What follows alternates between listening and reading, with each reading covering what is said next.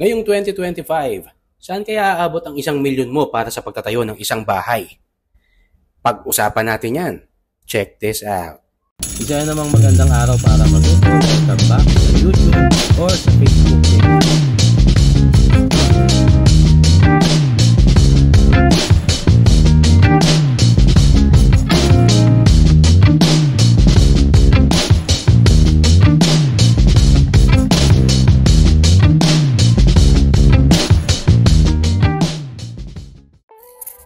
Isa namang magandang araw para matuto. Welcome back sa YouTube channel natin or sa Facebook kung sa Facebook mo ito pinapanood.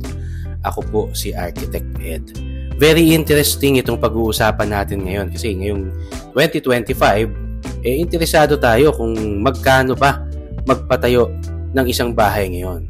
So ngayon meron tayong sample. Huwag niyong lalaitin ha. Hindi ito magandang bahay. Ang totoo ako nga rin hindi rin ako nagagandahan. Pero for the sake of experiment, gagawa tayo ng isang costing ng isang bahay na ang typical na itsura ng mga bahay na tradisyonal. No? Reinforced concrete yung pundasyon, yung framing niya, ganun din. Reinforced concrete, box, ang plan. Merong isang master bedroom, may dalawang maliit na kwarto at merong isang banyo. At pagkatapos, tingnan muna natin siya sa finish na ito. No? Hindi pa siya yung tapos. Nakapalitada lang no? Yung kanyang masonry wall na inassume natin na ito ay 5 inches thick na concrete hollow blocks. No? And then, wala pa siyang tiles, pero may ceiling na. And yung kanyang bubong, yung yero na pre-painted na long span roofing na may pintura na, may kulay na. Tapos may insulation na siya, may ceiling na siya na gypsum board na nasa aluminum frame at meron na rin siyang mga windows na ganoon din, aluminum and glass. Meron na rin siyang dalawang solid doors sa harap at sa likod at yung kanyang mga bedroom ay mayroong hollow core na flush doors. So, titingnan natin dito. Yung makikita mo, bare na bare pa siya pero naka-plaster na. Ihinto muna natin yung costing sa stage na to. No? Wala pa siyang kusina. Pero, inassume natin na meron na siyang toilet fixtures. No? Kasi, tingnan natin no? Kung itong ganitong stage, no? Kasi sa ganitong klaseng stage ng construction, pwede na siyang tirahan. No? I remember when we were young, nakatira kami sa ganitong bahay, no? Wala pang finish. No? Pero, unti-unti, yung parents ko, tinapos nila hanggang sa matapos siya ng fully finished. So, ito ay isang magandang start. Tignan natin kung kakasya ba ang 1,000,000 pesos sa ganitong klase ng bahay, no? Na ang floor area ay nasa almost 75 square meters. Tignan natin. Okay, tignan natin muna yung mga components nito. No? Una yung structural. Yung pinaka-foundation, yung framing or yung poste tsaka beams. Kompleto to kasi meron tong tie beams, meron tong siyam na footings, and nakapaikot meron siyang roof beams. So, ang total floor area nga niya, nabanggit natin na 75 almost, no? Square meters. Ang kailangang volume ng concrete dito ay 25.99 cubic meters. Siyempre may bakal yon. Ang total na weight ng bakal na kailangan ay 2,570 kilograms. At ang total area naman ng masonry walls o ng mga pader niya na 5 inches thick na concrete hollow blocks ay 130 square meters. So yan yung pinaka-shell, pinaka-structure. Puntahan naman natin ngayon yung cost. Okay. Yung concrete na binanggit natin kanina ng total volume, ang halaga nun, 181,900. Yung rebars o yung bakal ay 106,603.60 cents.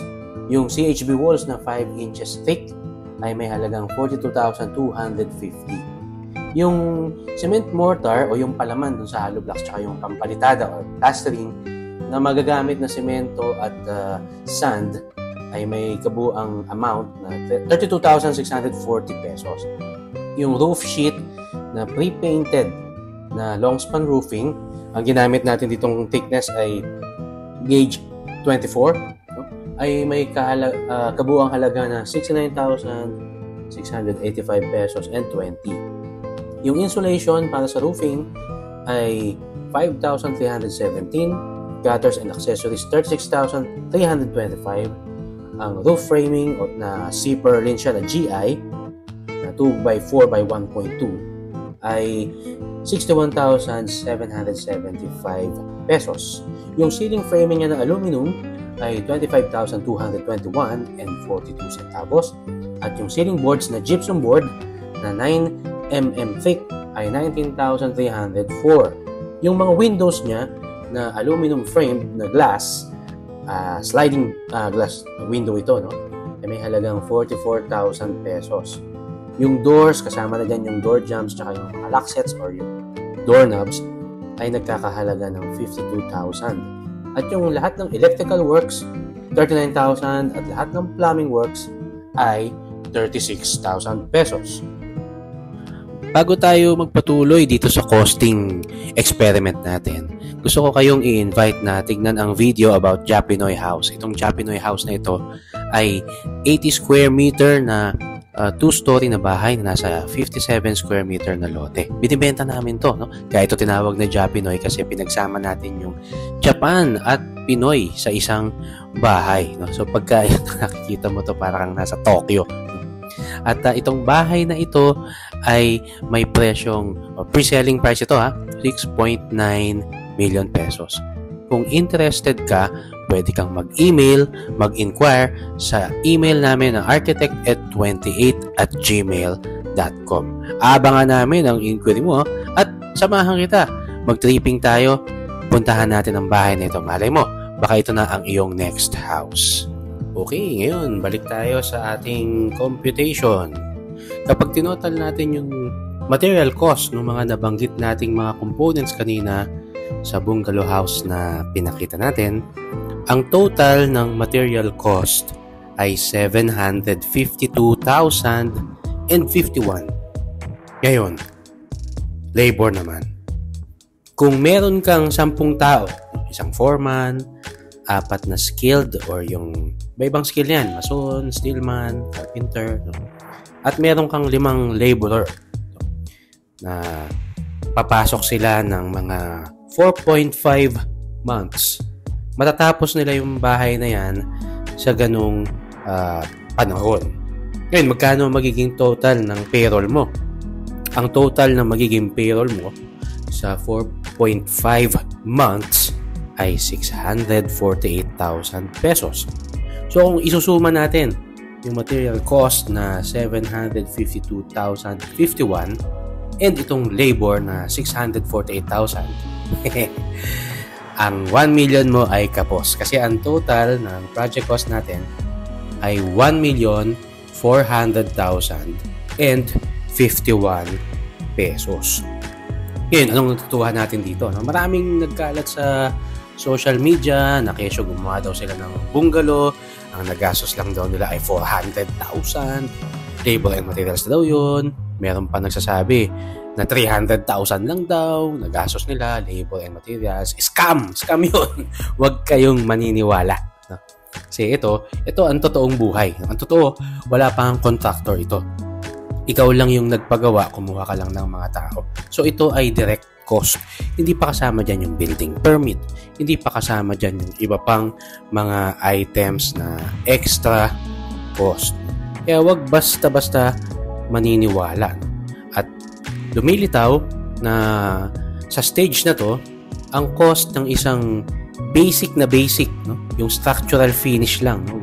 Walang pintura, walang tiles, at pwede naman ang tirahan. Ang cost per square meter ng ganitong klaseng bahay ay 18,667 pesos per square meter. So yan ang makatotohanan, at sana natuto kayo. At huwag kayong magpapadala sa mga scammer na nangangako na mas maliit ang cost nila. Kasi hindi yan matatapos. Hindi ka nila tatapusin. Iiwanan ka nila. Okay, so paano? Maraming salamat po. At hanggang sa susunod, magkita-kita tayo ulit. Ako po si Architect Ed. Bye!